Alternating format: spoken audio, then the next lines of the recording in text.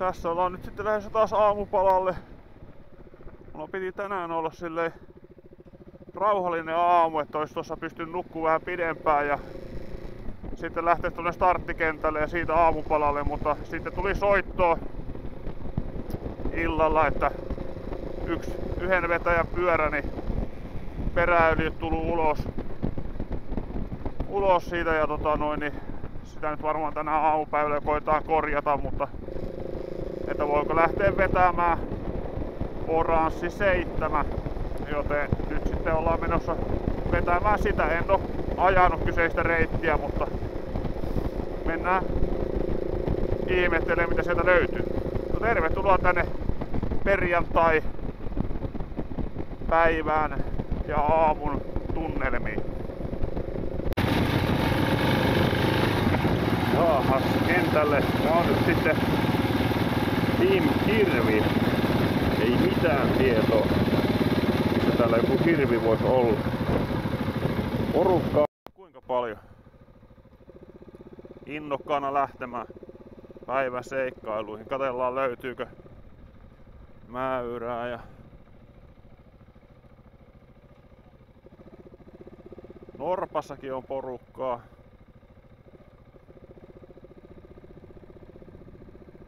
Mursu, saukko.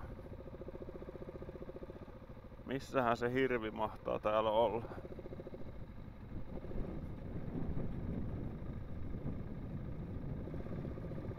Metso.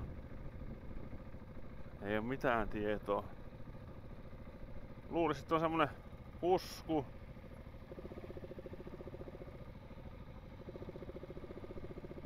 Ei täällä mitään hirveä. Tuolla on hirveä.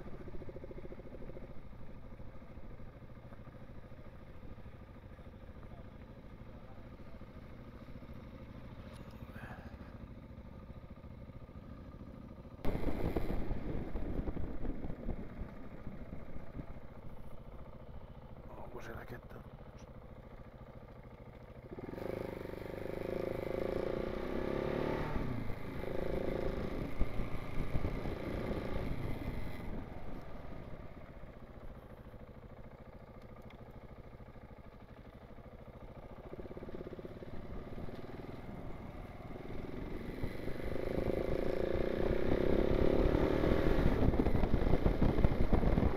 Tämmöistä paljon pienempää on ollut tähän alkuun, mutta kovaa pohjasta niin ihan helppoa sinänsä, että kiva, että tässä oranssiinkin on tämmösiä laitettu. Itelle ainakin maistuu.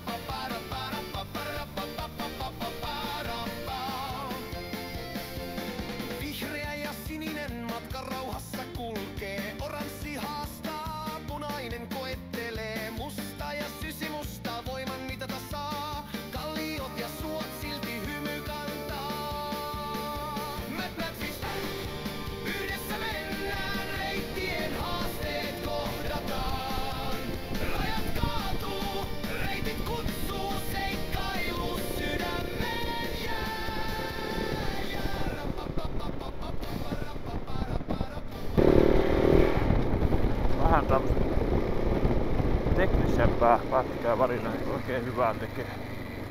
Pääsee seisomaan tässä näin. Notkistuu nivel.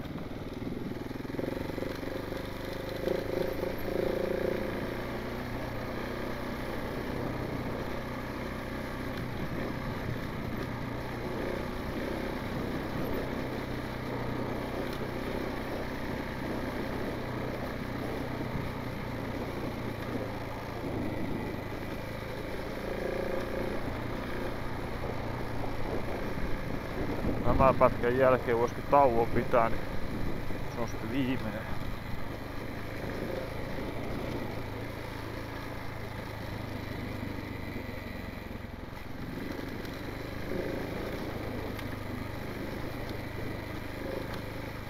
Oikein vau.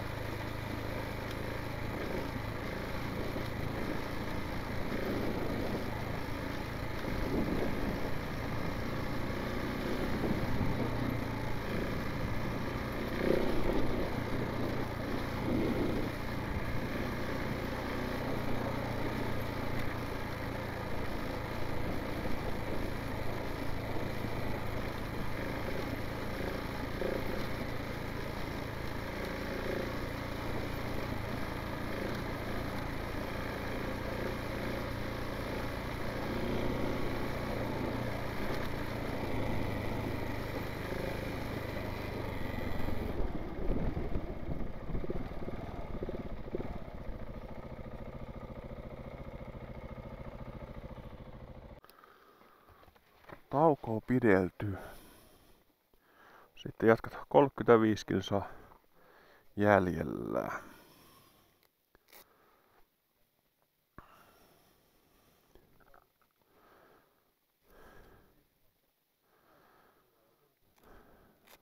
...80 kilsaa reipas vähän ajettu. 100 kilsaa tulee täyteen 15 kilometrin päästä. Lähdetään jatkaa.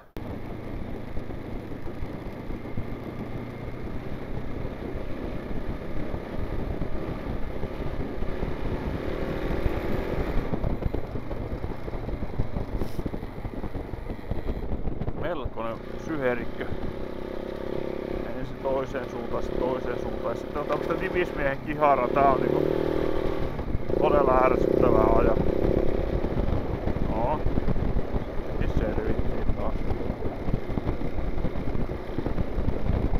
Mentäis me johonkin pienemmälle pätkälle tästä jollekin oikealle päin.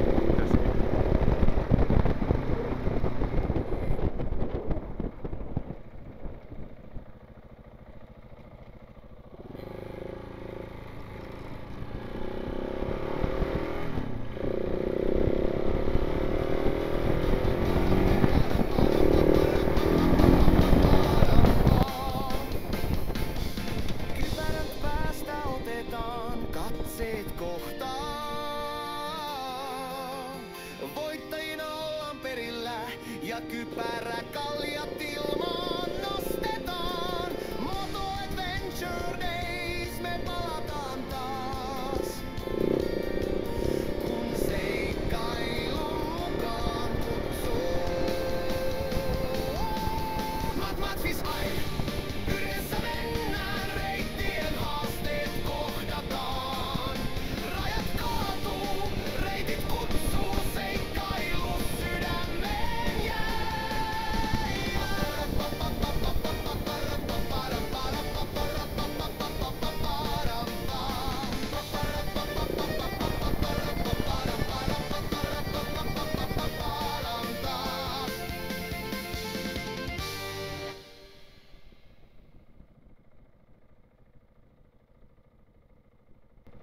Moro, onko tilanne päällä? Onko tilanne päällä? Ei, se oli kaatuneena kun mä tulin tästä. Okei. Se varmaan laittaa tän tien poikki. Okei. Kannattaa ehkä ilmoitella tonne. Joo, mä pistän. Meillä loppuu tää vielä 10 kilsaa jäljellä, niin Joo, käy sanomassa. Tuossa oli tosiaan kuorma-auto tippunut tonne ojan pohjalle ja siitä olikin tuolla MAD-osallistujien ryhmässäkin viestiä, että tosiaan oli arviointivirhe käynyt sillä kuskilla ja rekka siitä hujahtanut ojaa. Mutta ei mitään, siitä lähdettiin sitten seuraavaksi takaisin koululle, kun saatiin tuo reitti ajettua ja siellä oli soralle.fi koulutus, joten mennään katsomaan vähän mitä siellä tapahtuu. Asiat, mitä on syytä tästä tietää, kun täällä reittiä tekee. Lähdetään tekemään jotain reittiä ihan siinä tossa noin, niin noin. Tossa on mun vielä Teema ja Jyväskylässä tuun tykkään meillä paljon soraa. sekä moottoripyörällä että polkupyörällä. Koitan välttää asfalttia viimeiseen asti kummallakin kulkuneuvolla. Ja IT-alalla on ollut 2003 lähtien ja päätin sitten tehdä tämmöisen pienen sovelluksen, kun en tykännyt muista vaihtoehdoista. En löytänyt nimenomaan semmoista vaihtoehtoa, missä se sora olisi niin kuin se ihan se pääjuttu, niin sitten päätin sisältössä. Miksi tähän sitten ryhtyin, niin oli tosiaan se, että tämä on niin koko palvelu ja tuo reitinteko tuossa tähtää siihen, että maksimoidaan se soraintumisoituksen hirveästi tuot. Ne on aika pitkälti noita taajamien ongelmia. Ja myös voi olla liittymiä, mistä se sitten haluaa viedä, vaikka ei saisi. Ja olen laittanut maanmittauslaitokselle palautetta parista paikasta. Heidänkään datansa ei ole virheetöntä. Eli käyttäjä laittoi palautetta, että miksei pysty tästä tekemään reittiä tästä risteyksestä, niin se johtui siitä, että maastokarttadatassa oli tieviiva meni tällä lailla ja tässä oli risteys, niin se tieviiva jatkui sen risteyksen yli tällä lailla, niin sitten se ei tänne halunnut kääntyä. Sitten pitää siellä korjata se sillä tavalla, että se tieviiva loppuu tuohon risteyksen kohdalla ja siitä risteyksestä alkaa uusi. Eli sieltä voi tulla tommosiakin vastaan, mutta hyvin vähän. Ja sitten se, että se voi viedä arvaamattomiin paikkoihin sekä hyvässä että pahassa mielessä. Näytetään tuosta vähän esimerkkiä. Tuli käyttäjäpalautteen perusteella, että olisi hyvä, että ei tarvitse jossain toisessa palvelussa hakea niitä osoitteita, vaan hakea suoraan täällä. Ja täältä löytyy kyllä. Heti ennen kuin lähdet liikkeelle, niin onko kommenttia, jos mobiililaitteella pyörität tätä, niin toimiiko tämä jotain? Selaimessa. Toimii. Selaimessa joo. Siis mulla on itsellä mulla on tuo Samsungin se Xcover Pro on niinku navigointilaitteena, ei mulla mitään navigaattoria ole ollutkaan. Sitten se mulla pyörii telineessä ja tässä on se, että se vaatii sit sen nettiyhteyden, että tässä et saa mitään karttoja tai muuta, et saa ladata offline. Tästä soralle.fi-koulutuksesta päästään erittäin sulavasti siihen, että lähdetään katsoa Bike Team BMW Experiencea ja sieltä Classic Garagelle ja sieltä Iskaripajaa. Miettikää, tässä ei ollut läheskään kaikki, siis ajot vielä puuttuu, vaan tekemistä löytyy niin ihan koko raha eestä, vaikka ei käviskään siellä kaikilla ajolenkeillä. Pitää joskus vähän priorisoida. Tänä vuonna mulla ei mahdollisuus tähän, että mä pystyn priorisoimaan, niin käyn katsomaan noita muitakin eventtejä. Siellä on toi odottamassa, niin otetaan porukka kasaan. Siellä on meidän pakuja, siellä on sitten noi Starkvarit löytyy PX ja MX. Ja sitten on 2 eri enskalenkkiä siellä, eli siinä on toinen tämmönen kovapohjainen, helposti ajettava lenkki. Sitten on toinen, mikä on sitten semmonen musta lenkki, missä on sitten todella pehmeätä hiekkaa ja siellä on kivaa sinänsä kovapohjasta ja näin. Mutta enskalenkkiä, mikä menee niin vuoristorata ja jos ei sinne halua lähteä sitä kiertää näillä isolla pyörillä, niin Starkeilla kannattaa lähteä. Jokainen, joka täällä tapahtumassa on mukana, niin Starkvari sähköenskalla niin pystyy vetämään siellä ihan mitkä tahansa reitit läpi. Siitä jatketaan sitten taas sitten kierrellään polkuja pitkin ja näin sitten toiselle rastille, missä sama kuvio ja vähän erilaista reittiä siellä. Ja pyöriä niin vaihdetaan matkan varrella siellä näillä rasteilla, niin pääsee kokeilemaan eri pyöriä ja sitten niillä lenkeillä niin voi käydä kokeilemaan sitten eri pyöriä samalla pätkällä, niin saa vähän tuntumaan sieltä. Palataan, kun sopivalta tuntuu, että katsotaan sillä tehtiin saunaa ja toi syömään ja uimaa ja sitten kun rupeaa uuvuttamaan, niin säädetään sen. Pyöriä mukana. Siellä on F-sarjalaiset, F900 GS, siellä löytyy muutama laite. F900 GS Adventure, eli mikä on sitten vähän perinteisempi matka-enduro isommalla tankilla ja vähän isommat rungot ja muut. Sitten tonni 300 GS löytyy sekä normaali GS että sitten Adventure-malli. Normitolli 300 paripyörää on perinteisellä kytkimellä Ja sitten on ASA-vaihteistolla olevat pyörät.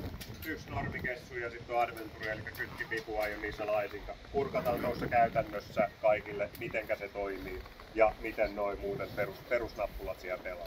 R12 GS, se on nyt ihan uutuusmalli, justiinsa keskellä kesää saatiin ja se on semmonen pyörä, mikä tuossa edellisen lenkin jälkeen kyseli, että mikä oli mieleenpainuvin pyörä, niin aika lailla kaikilla oli R12 GS vastauksena.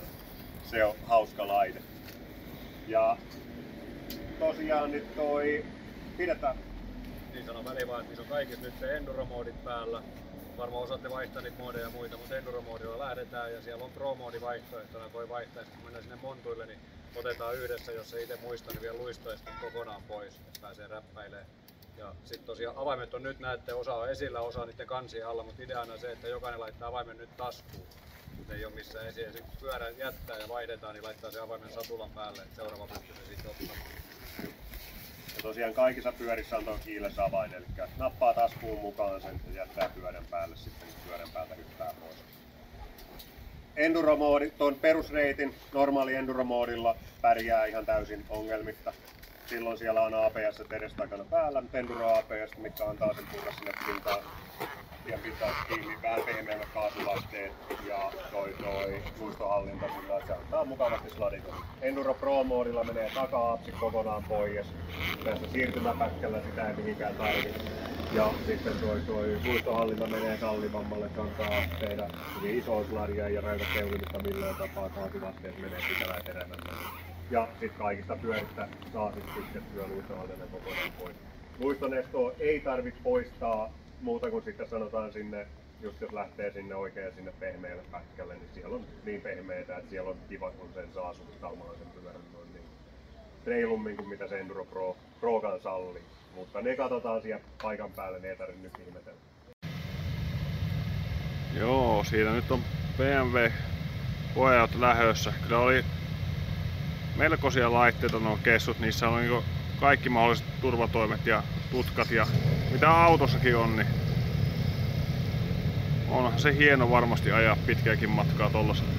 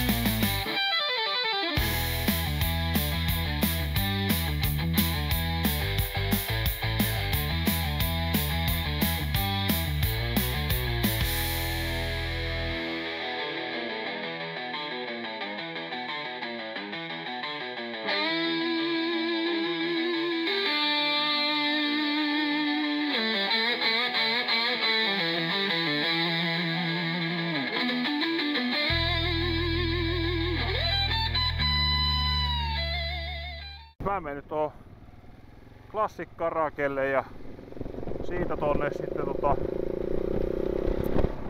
Classic Karaken jälkeen niin sinne Haarlankankaalle itekin. Lähdetään kattoo mitä se löytyy. Mun pitää kyllä nyt pysähtyä pistää tuon navi päälle, että mä osaan mennä sinne. Vähän oli haun kanssa, mutta löytyi se lopulta.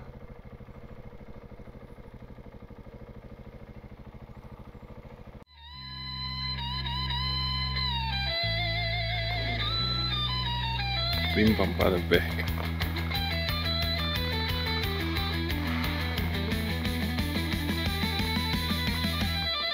Kaikkia flippereitä takanurkassa. Tänne katsoa saako pelata. On jo muuden kahdessa kunnossa.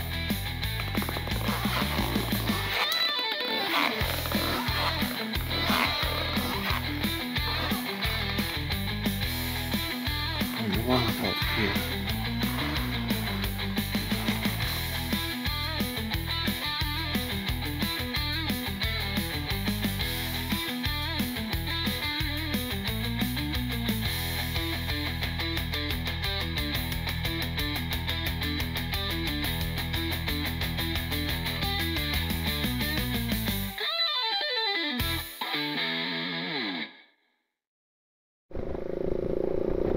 Katsotaan, onko siellä enää ketään paikalla siellä iskaripajassa vai onko nekin jo todennut, että homma on taputeltu. Jos jossain näkyisi joku, mutta ei täällä näy ketään missään.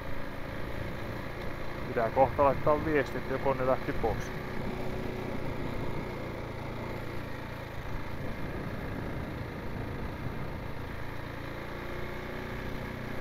Tuolla on ehkä joku. Näkyykö tuolla jotain oranssia? Näinkö oikein vai väärin? Tuolla on joku porukka.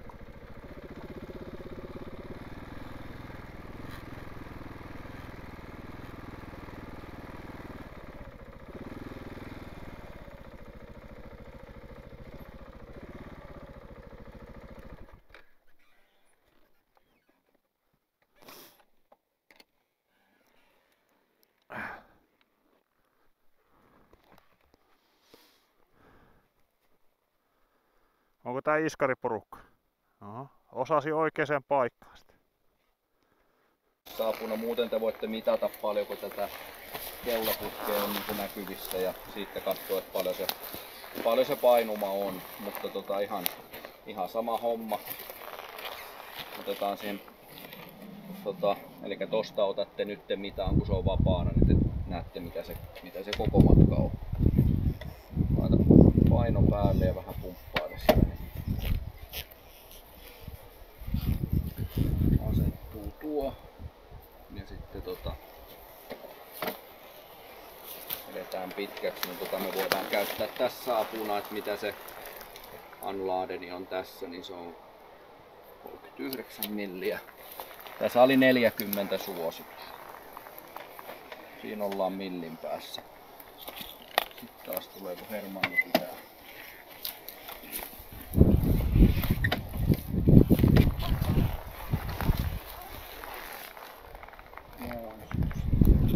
Taas sitten sama, jos ei oo mitään renkaita, niin sitten tossa vaiheessa ottaa se mitta sieltä.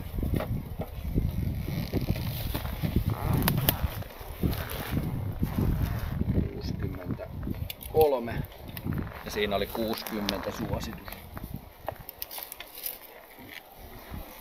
Eli tässä on millin vajaa toi pyörän kanssa, kuskin kanssa 3 milliä ylitte. Ei oikein ton parempaan tarkkuuteen pääse. Eli voisi sanoa, että se on niin kuin todella hyvin kunnossa tässä. Jostain syystä nyt täytyy mitata toi takapää vielä uusiksi, koska ekalla kerralla saatiin ihan oikea tulos tuohon peräänkin. Mitata vähän eri paikassa ollessa. Onko tästä mittauksesta jotain kysyttävää? Eli tällä nähdään se, että missä asennossa se pyörä kulkee. Nyt jos meillä olisi oikeasti tämmöinen tilanne, että 14 milliä liian vähän painuu perä, sitten on hyvä miettiä, että paljon teillä on siellä tavaraa mukana, että paljon se painuu niiden tavaroiden kanssa. Siitä saatte semmoisen ajatuksen, jos teillä on joku perusreissuvarustus, mitä teillä on mukana, ja teillä on tässä on esimerkiksi tässä pyörässä on tämmönen X-Trick-tyyppinen sääri, eli täällä on 8 millin tommonen pystyy joka T-avaimella veivaan sitä esijännitystä, niin Teemu sanoikin, että viime settiin 10 kierrosta sitä veivas, niin täällä näitä niin tuolla on tommonen säätöruuvi. Osassahan on sellainen käsihantaakin, niitä on hydraulisia ja mekaanisia säätimiä, niin tulee sellainen näppituntuma, vaikka että kun teillä on reissuvarustus mukana, niin vedetään 10 kierrosta kiinni, että kun jäätte ilman, niin 10 kierrosta auki. Niin ehkä joku semmonen on niinku semmonen simppeli tapa siihen. Otetaan suoraan. Joo. Nyt alkaa olla. Tuohon rastiin sä mittasit? Joo, siihen teipin rajaan. Joo, 509 milliä. Joo. 509. Ja se oli Laaden. Se on tonne. 509. Jep. Silloin 585 miinus 509, niin saadaan se tuo. Joo, se on 76. Juurikin näin. 76 milliä. Okei. Okei, tommoista tarkoittaa. Tuolla netissä ei näkynyt 900 sen ohiarvoja. Joo. Niin nyt pitää ruveta laskaan sitten noita prosentteja. 244. 35 on tavoite. Siis kokonais. Unlaaden. Mut tää ei ollut Unlaaden.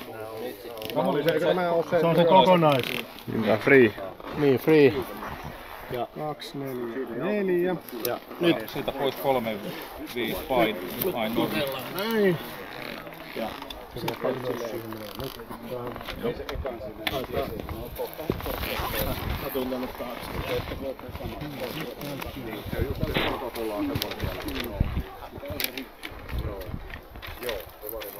Unlaaden 195. Tässä kun oli mittaukset tehty, niin lähdettiin tekemään koeajoa. Tuossa oli sellainen patikko. Sitten Timo TTM Factorilta kuvasi sen. Ja sen jälkeen analysoitiin sitä, että miltä sen ajo näytti tuossa hidastuksessa. Pitäisikö jotain reboundia tai kompressiota kiristää tai löysätä. Ja näin saadaan sitä alustaa säädettyä.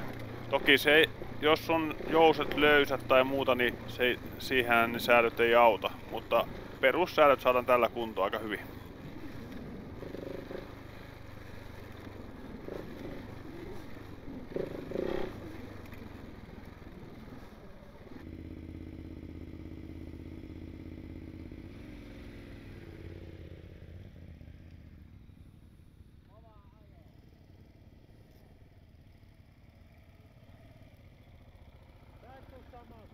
Mä tuun kohta perässä.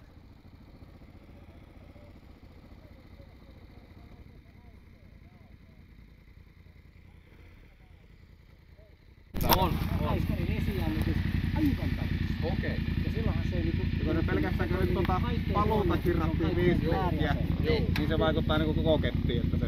Kyllä. Mä väänin sen ihan löysälle. Ja sekin oli aika hirveä. Se on viimeisen. Niin se eikö se lukiko kireälle niin myötäpäivään? Myötäpäivä. Niin silloin se kirraa. Juu, tulee silloin vaimennusta lisää. Joo, ja se oli 15 meillä ollut. Joo. Nyt on lisännyt 20. Kaiken järjen. Lentää 500 tiukemmin. Ei joku 10. 10.